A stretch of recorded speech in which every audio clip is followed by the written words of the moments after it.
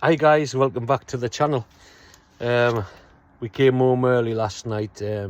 Sandra wasn't feeling too well, so over the last few weeks I've been trying to tackle some DIY stuff in my van. I'm no good with my hands, so normally I would have to get other people, friends and everything to help me, but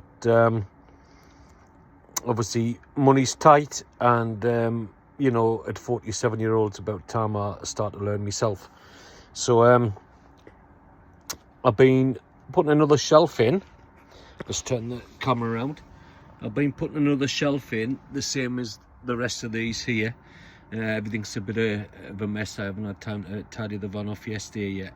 And then I'm going to put an edging on here and cloth that. And then my back doors in the van, I've boarded them and we're going to cloth them. But I've getting some 6mm ply here, and what that's for, I was thinking about putting a shelf obviously behind the driver's, not a shelf, sorry, putting a board behind the driver's seat here to be able to put sort of racking for your herb, spices and salt and peppers and things like that. But the issue I have is obviously where the cupboard is here,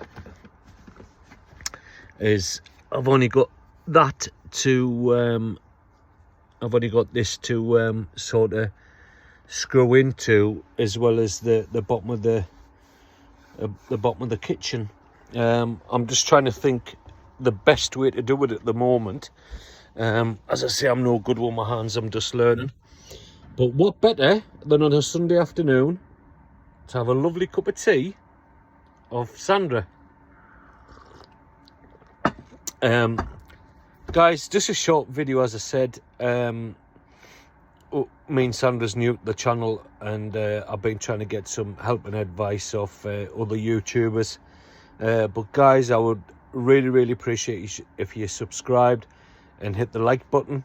It does help the channel, and over the next coming weeks we're going to be doing a lot more vlogs.